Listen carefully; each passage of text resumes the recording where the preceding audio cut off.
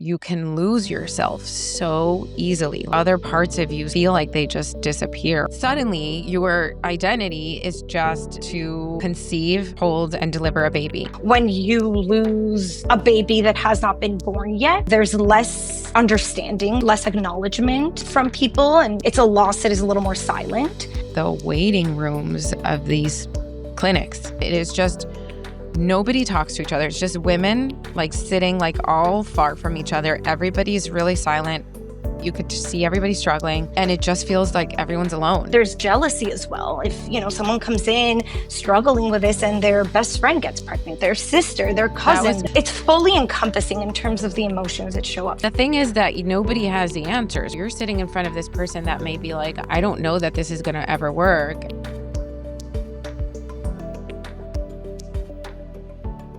Hi, guys. So today's episode is going to be an episode that is very near and dear to me. I have a special guest, and we are going to be talking all about fertility. For those of you who don't know yet, I have had my own journey of fertility with both of my babies, and I can talk all about the experience of what that's been like. But before I do, I am going to introduce you to our guest, Sarita Broda. She is a marriage and family therapist. She has a master's from Northwestern University. She works with individuals, couples, and family. She specializes in reproductive mental health, very important, supporting clients through fertility challenges, pregnancy, postpartum, parenthood, all the things. She also happens to be a certified child sleep consultant and lactation counselor. I remember when you were doing that back then.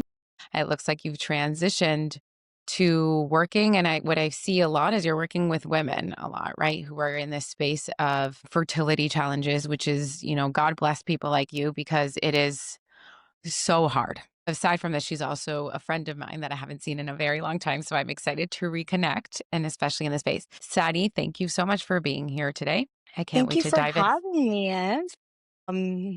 Yeah, let's start. Let's start. Such an important topic. How did you pivot to fertility? So it sort of found me, but the path that led me there was that, as you know, I was seeing families as a sleep consultant. And I started noticing that there was sort of this chicken or egg problem where sometimes the problem did start with the baby and the sleep, and it was causing some issues in the family, but sometimes the issues in the family or in the couple was causing the child's sleep. The lack of communication or the inconsistencies or the differing opinions between the parents was causing a lot of issues at home.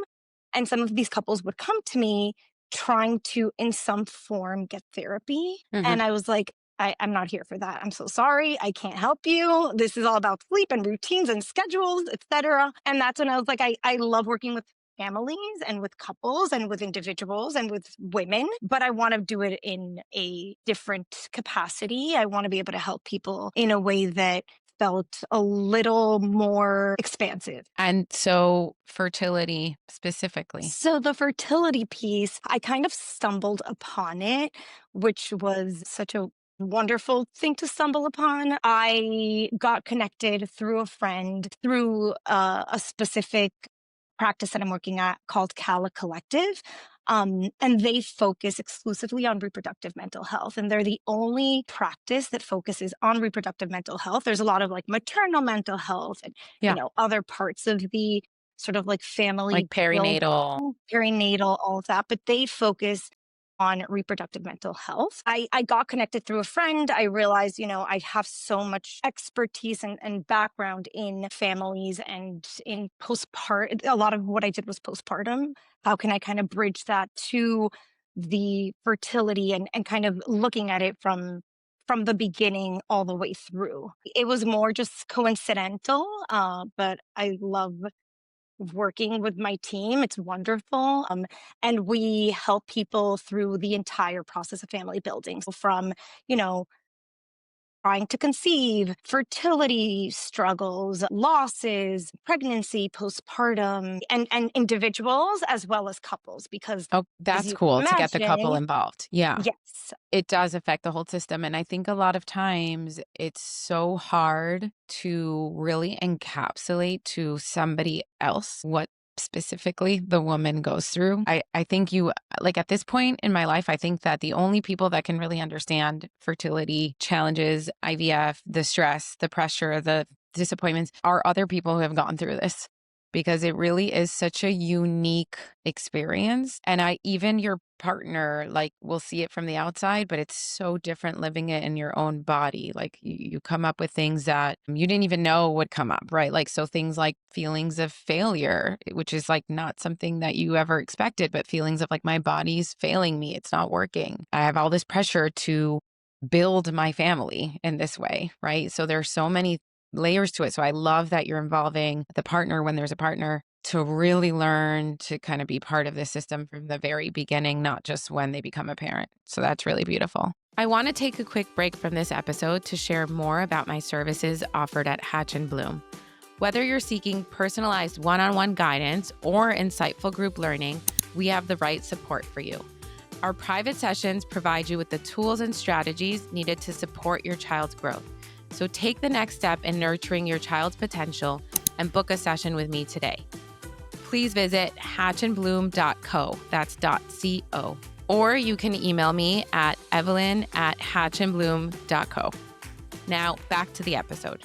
Fertility struggles is the one thing that people don't really recognize how difficult it is unless you've gone through it. And seeing a therapist is wonderful. Any type of therapist is wonderful at any point in your life. But when you work with someone that specializes in this, it kind of eliminates all of the questions and all of the explanations that clients have to do to like fill them in on, well, this is where I'm at and this is how hard it is. And Yeah. this is what I need. So I can help these people from a place of like already knowing.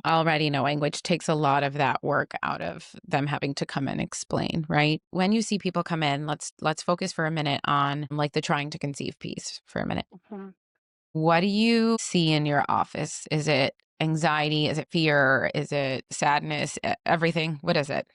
It's truly everything and it looks different for everyone, but there's a lot of similarities, which are like, first of all, if we look at it sort of like from an outside overview perspective, there's the emotional impact, there's the physical impact, Mhm. there's the relational impact, there's Mm. the societal impact, then there's also the like navigating the medical system Mm. impact. So there's a lot of different layers to it. When someone comes in, it's emotionally, there's a lot of loss and Mm. grief. It could be, a failed cycle or a miscarriage or, the grief of what your family was going to look like Mm. or the grief of how you were going to get there. It no longer may be this like spontaneous fighting, like what you see in the movies. You get knocked up and just have a baby. It kind of becomes a much heavier process. And there's anger and there's the resentment. And like you said, there's a lack of trust with your own body that starts to Yeah. manifest where people are struggling to like trust themselves. There's also guilt and Yeah. shame, Yeah. as women and mostly women in our world and sort of Yeah. like our society where you're expected to have children and you're expected Yeah. to like be the provider of your family in that way. And then if Yeah. it doesn't happen in the way it's supposed to, in Yeah. quotation marks, happen, then there's a lot of shame around it and there's a lot of guilt. And so the emotion and there's jealousy as well. If, someone comes in struggling with this and their best friend gets pregnant, their sister, their That was cousin, then me. there's so That there was me. it's fully encompassing in terms of the emotions that show up for It's true, people. because then I'm going to get vulnerable here and share, like, I became a person that I didn't like in that moment, because I was like, I'm here with like my friends, my close friends telling me they're pregnant, and like, where's the happiness I can feel for them? And then that becomes its own spiral, right? Or I'm sitting at a baby shower of people that are close, or every conversation seems to be around this, or like, again, we kind of are wired in this society to wherever you go, you've gotten married. It's like, are you having kids? Like, it's just what you hear all the time. So there's triggers all around. And when you don't have the support to really know what to do with all of this emotional stuff that's happening, it can really fester up into like a resentment and like a jealousy that you're talking about. And then I'm a terrible person right now. I'm a terrible wife. I'm a terrible. So it really is so layered, just like you're saying, you know? And then Yeah. the one more thing I'm going to add to that, you already know this, but the one thing I'm going to add to that, it is extremely isolating, Mm. extremely isolating. I wrote a piece about my fertility, like about my IVF experience. And one of the main things I wanted to kind of share here today is that I have very vivid memories. I just went through it again with Maya, but with a very different mindset. I think that just comes with time and experience. And also I'm very blessed to have already know that I have one child. So I think it's very different coming into it a second time when you already were able to have a successful pregnancy. But 10 years later, I'm still here and I'm like much more in a place of just observing sort of the process. And I can tell you, Sadi, that the waiting rooms of these clinics are so like I could cut the tension with a knife in there. It is so sad. It is just nobody talks to each other. It's just women sitting like all far from each other. Everybody's really silent. You could see everybody struggling. And it just feels like everyone's alone. Even though we're together in there, it feels like you're just so lonely. Yeah, for sure. That's such a great point because, like, even physically, you can see it in a room where you're around these people and they feel so alone and misunderstood. And there's so much that comes with that. Like you said, it's so layered in terms of like removing yourself, like withdrawing socially and Yeah. not being able to like show up in the way you need to in your relationship and in your work. And it just starts affecting your whole life. And then you just become extremely closed off because of the pain you're experiencing. And you feel like you're the only one going through it because Yeah. there's a stigma around it. Yeah. So that's why I've been so open about it, even on like my Instagram and everything. Like I remember my mom kind of being like, not upset, but like, why do you have to like share everything? Because it's also the culture we come from.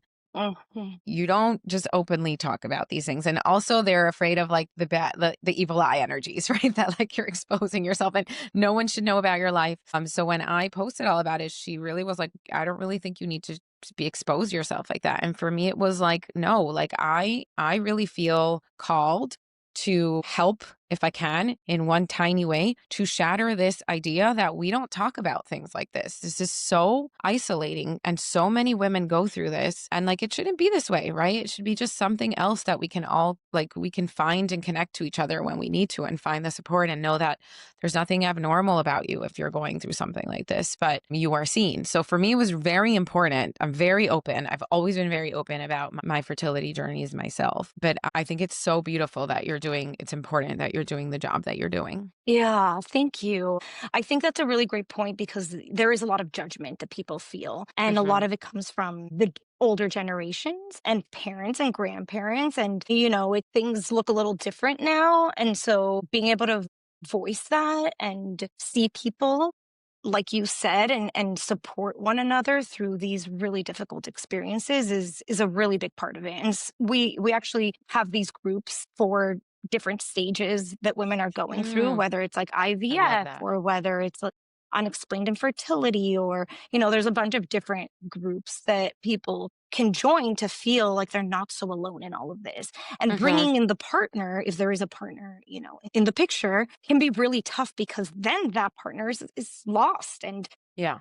confused and doesn't know how to support the woman who's going through this. And so that is also challenging because people cope differently. And so sometimes, in a heterosexual couple, the male will cope, one way, the female will cope a different way. And sometimes that like kind of Draws them apart. diverges the two. Yeah. And so then there's that whole piece. But yeah, not to go off on a tangent, but when talking through this and thinking about your experience and what you went through and how overwhelming this all can feel. And I think it's amazing that you've been vocal and able to share it because a lot of people come in being like, no one knows what I'm going through and I have Yes. no one to talk to and I feel so alone and I can't even tell my friends and the ones I have, they don't understand and they try to make Yeah. me feel better by saying things that don't Yeah, no really one make me knows what to feel say better. and they mean well, but it's really hard. Like I remember even just this idea, it's like the things that we're unaware of. So even this idea of all of my friends that when they were pregnant and they found out they were pregnant, they were already like 2 months pregnant. So I'm glad that you're doing the groups because the group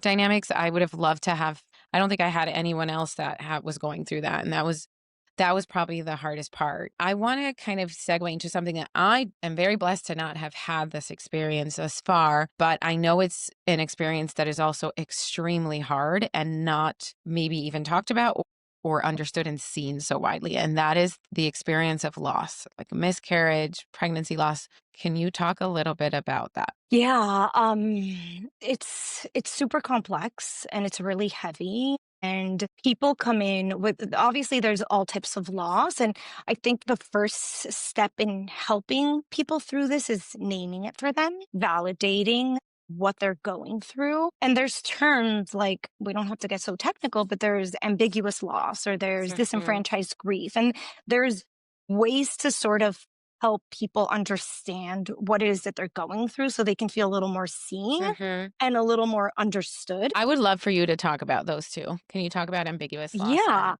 So, ambiguous loss is this idea that, when you lose a person that is physically there, that's a sort of loss that is very much understood and like Mhm, accepted in society. Whereas when you lose a baby that has not been born yet, it's sort of like a silent loss in a way. And mhm, so it's ambiguous in the sense that it's not so clear cut. And mhm. so there's understanding, there's less acknowledgement from people, it's a loss that is a little more silent, but Does it's it feel still a also like loss. does it feel like there's less closure as well because of this? I think that there is less closure just because it's like so fleeting. There is Because no physical thing that you have lost, like a human or a pet or whatever else you may lose in your life. Sometimes it's even an idea that you're losing, and mm, that is still a loss. And so there's a lot of different types of losses that fall into this bucket of it's ambiguous. We don't know how to grieve it in the way that we kind of know how to grieve other things that mm, feel more understood. yeah. And so how do you help people like this? Is this Yeah, so I mean, like I said, the first thing is like validating, naming, helping people feel seen and understood, and creating space for a safe space that's non-judgmental for all the emotions that people are feeling, like fear and grief and anger, et cetera, et cetera. Another piece here is helping with regulation, emotional regulation. So helping people handle those really difficult moments in a way where they can regulate themselves through like physical exercises, mindfulness, mm, etc. There's sort of like as you move on from this. So when you're in just like the loss of the loss, purely that, then it's really about like helping clients sit with that yeah. and creating a space for it and allowing them to share what they're going through because like you said this sometimes is not shared with a lot of people and so creating that space for them to just Yeah. be able to talk about it and then after that it's like how do you kind of move forward, how do you make meaning from your experiences and what you're going through and your identity, how does it affect your identity, and then there's obviously the couples work that the relational support which is really important. How is the partner showing up for that person and their family members, what does their support system look like, and then talking about like the options from there. So it's a very heavy topic and a very complex place to be with a client, but it's really like holding their hand and give Holding space. and Yeah, holding because space. because like what you're saying, it really is so silent that like it's, when somebody dies or a pet dies and we can have a funeral and a service and everyone gathers and everyone visits. It's really such a different experience than what you're talking about, this silent loss. Yeah. Which is can be so lonely probably and isolating too. I also Yeah. wonder how the couple dynamic sometimes gets affected. I'm wondering, like, probably having to navigate whether one partner is like, "Okay, let's try again," and the other partner's like, "I'm still grieving." Like, I'm sure that gets really tricky as well. Do you see that too? Yeah, for sure. There's a disconnect between how people cope and Mhm. how they support one another. And sometimes it can bring couples closer together and make them stronger because all they really have is one another. But sometimes it can be, like you said, very isolating and each one's kind of going through their own thing and has their own ideas of how to move forward. And, navigating the medical system and what are the doctors recommending and what are the family members saying, the Yeah. parents of each individual. And so, yeah, it definitely becomes more complex. Yeah.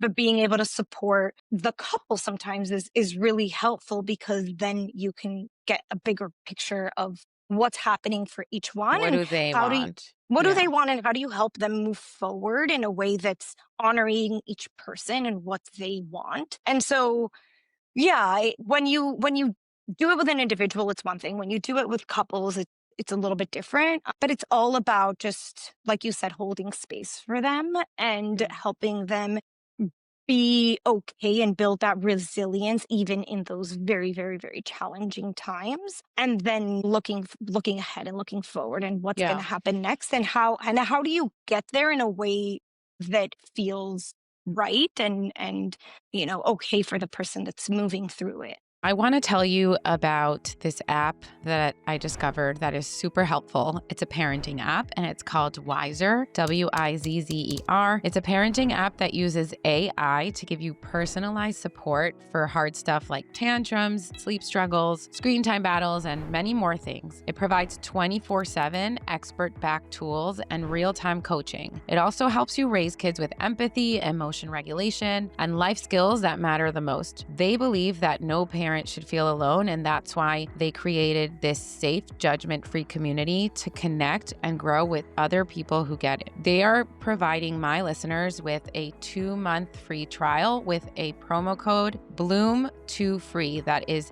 BLOOM number 2 FREE. Part of your work when you help people either move forward or move through one of their journeys is a lot of probably anxiety and fear management, right? Because going kind of putting yourself out there again, that probably brings a lot of anxiety and fear, stepping into that vulnerability of like something possibly going wrong again. So like I'm sure there's trauma that, that they experience from losses or failed cycles or things obviously not going their way.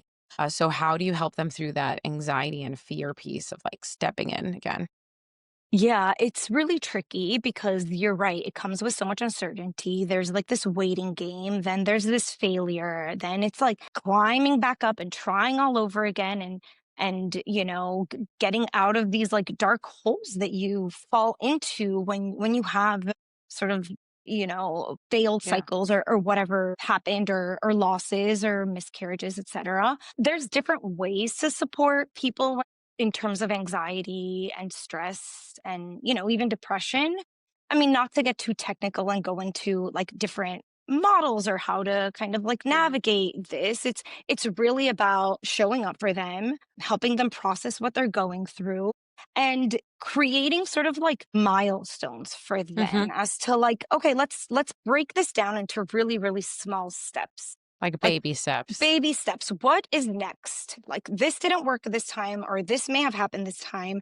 How do we get from A to not to E Z, but like to B. in a Yeah. Or very small process and continue moving forward in that way? Yeah, people may lose hope. People yeah. may just kind of like feel defeated in all of it. They don't know what's going to happen. The uncertainty is really, really tough. Yeah. And And the so thing I, is that nobody has the answers, right? So you're sitting in front of this person that may be like, I don't know that this is going to ever work, and you don't know that this is ever going to work for them either, and that's probably so challenging. Just this idea so of like challenging. they're right, like it's sometimes it's just so hard to maintain hopefulness after so much failure in all of this or so much loss. Yeah. So, And so there's a few parts there, which is uncertainty in general, not to discount anything, but uncertainty in general is really, really tough. And we're yeah. always, as humans, that's part of what we deal with on a daily basis, the uncertainty of what's going to come next. So there's also a lot of like helping clients stay really present. And even if that Mm. present moment is really, really tough, how do they work through that present moment? How do they create some resilience? Emotional regulate in those really hard times. And something that happens with what you just said is that people lose trust in themselves and in Yeah. their body and in the system and even spiritually, Yeah, the I spiritual was just gonna person. ask you. So I was just gonna ask you that. That's funny. I was gonna segue to that. Do you find that because I'm I am just kind of discovering my spirituality myself, and it has been such a enlightening thing in my life that I'm almost wonder if, like, in these moments, that's, like, kinda what people hold on to when there's nothing else to hold on to, or do you feel like have crushed often? They're like, "I don't believe in anything anymore." Like, or does it just depend? It's such a mix. I mean, people come in with a strong spiritual practice and strong beliefs, and people come in being like, I don't believe in Yeah. anything anymore or Anymore. ever. Yeah. Yeah. And so it's about helping people find what can support them through this. If it is a spirituality practice, great. If it's not, what other things in their life, what other supports, what other systems are in place for them in order to help them navigate this in a way that it can feel okay. Mhm. Because yes, losing trust in like everything around you and in your body, and as a Yeah, like, woman we even in come yourself, that's in so hard. yourself, and then there's like an identity Okay. You are crisis for. reading my mind, so this is literally where I want to segue, which is perfect. I wanna really spend our last part of our podcast on this, and it's the piece of identity, which is Mm, like, I just remember personally that this encompasses your entire identity. Like, at some point, you don't even remember anything else in the world other than, like, when I'm supposed to put my shots, when you're supposed to go to your appointments, your ultrasounds, what you need to plan around certain things. Before that, it was even just like when intimacy is supposed to happen, right? Like before I was even mhm. on the IVF route. But suddenly your identity is just this vehicle to conceive, hold, and deliver a baby. And you can lose yourself so easily. Like the other parts of you, they feel like they just disappear or they never even existed. So talk to me about identity because I think that piece is enormous. Yeah, so I think when you go through something this challenging, your identity, like you said, gets starts shifting and you start doubting yourself and you start doubting who you are and what matters to you and what your purpose is. And so helping people sort of like create meaning in other ways and Mm, be able to, there's like narrative and value based approaches that can help clients like reconnect with their identity and their purpose, which is like a path. But it is really tricky when you get to a place where you're like, what is, who am I and what is my point and what have I become? I have become this like machine of like yeah. injecting myself and scheduling myself, and sex is no longer sexy. Yeah. And you start, it starts physically affecting you, where there's like weight changes and there's hormonal sort of like emotional shifts happening. And so there's all this stuff that happens to you and your body that creates what I believe is sort of an identity. I don't know if crisis is the right word, but there is a big identity shift. I think so. Yeah. Yeah. Part of the work there is helping people make sense of what other things in their life matter and how can they come into play in these challenging times. And as they go through this really hard experience and journey of fertility, are there other things in their life that they can still do that can bring them joy? That, maybe it's something really small. Maybe it's like waking up and enjoying a cup of tea, whatever it may be that gives you like little moments of just like peace and relaxation and the ability to breathe and navigating your life while still going through this. So looking Mm. at your fertility process as like this still exists, it's not It's like going one away. part of you, but it's not all of It's you. not all of you, exactly. And so, how do you highlight some of the other things in your life? How do you make other things exciting? And yes, maybe, things with your partner look a little bit differently, and you're not just like having fun sex just because, things are scheduled, things are programmed, things like everything is, like you said, calculated. Yeah.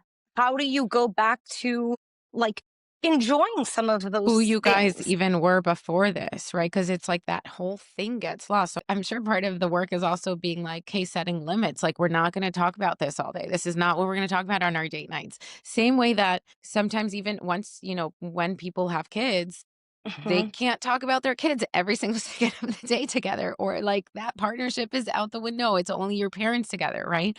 So I'm sure you're helping them contain. Like this is a part and we're going to hold space for that part, but let's pull from all the other parts of you that not just existed before, but maybe that you also want to build now. I'm assuming you're Yeah, helping them because figure that. that's also an important piece. Some people will say things like, I'm no longer who I used to be. So going backwards just Mm, doesn't feel right. But how do you move forward? And how do you honor yourself and maybe take pieces of who you were or pieces of things that felt yeah. good and bring it into who you are today? So it's not about like becoming something that you were that's not attainable anymore, but how do you kind of like bring some of those elements Mhm. that have made you who you are into this very difficult process and into your future and remembering like who you are outside of the fertility journey. Yeah, I think that these moments of crisis are always an opportunity for reflection on what are the things they're right, they're not who they used to be, but what are the things they feel like no longer serve them and they want to leave Mhm. behind, and how can we build a new part of you post this, right? Like replicating the same person is not an option, but I don't think that's necessarily a negative thing. I think it's an opportunity to be like, what do I want for my life right now? Again, I'm not trying to like instill toxic positivity, because you obviously have to give them all of the support and space to grieve, but it's helping them really, again, so hard to remember there's so many other parts to them. And this, Yeah, by the and it's way, is not something about I I was was just gonna gonna say say it's not this about minimizing yeah, the experience, it's about expanding the other expanding, and things. this is the same thing, Sadi, that you will see postpartum, right? It's the Mhm, same thing. Postpartum, like everybody has their own struggles, right? So postpartum, and I could see this also happening this like for someone like me who worked so hard to have this baby, right? And then comes postpartum and I'm like, what the F is this? And like where's there room for me and who am I? And I'm just this like cow that like milks milk. mhm, And like and then you go through the cycle again of like the guilt and the shame, because like this is what I prayed for. This is what I wanted. This is what I worked for. But you go again through this period of like, I don't feel like myself. I don't know who I am anymore. So again, it's mhm. being able to pull from like, it's expanding. It's what you're saying. It's like, okay, I have a new part of me that wasn't there before. Yeah. That doesn't have to be the only thing. But that's where the work with like a therapist or someone like you is really, really important. And, speaking to the postpartum piece, like you said, you go through so much to hopefully get to the other side. And once you do, there are all these new challenges that show up Yeah. and a lot of the feelings that people have is, but I finally got here and Yeah. I still don't feel good about all these other things. And so it's like, can two things can be true? Yeah. Can you be really happy that you have your baby at that point? And can this still be challenging? Can this still be a struggle? Yeah. Yeah. That's where like the guilt can kind of set in, or you feel like you should be grateful, right? Like Mhm. it's when we box ourselves, I think, into the shoulds that things get really tricky. That's important to think about throughout the entire journey. It's like when we talked earlier about the jealousy piece, two things can be true. You can be jealous Yes. and you can That's also when be I happy noticed. for them. Yes. I The two noticed that things it can was be both. Yes. so But I it's think hard because I don't think we're raised this way. I think we're raised like we gotta just like pick one and that's what we're feeling and that's it. So like this is a nuanced thing and how we want to raise our kids too. I talk about this all the time, really kind of giving space for the complexity of emotions. They don't just happen simply or like in a vacuum. Like there's layered things. And so being able to teach our children that from very young ages is going to help them set up for experiences in their lives that are both really hard and also maybe beautiful, or really sad and also exciting, or whatever. definitely.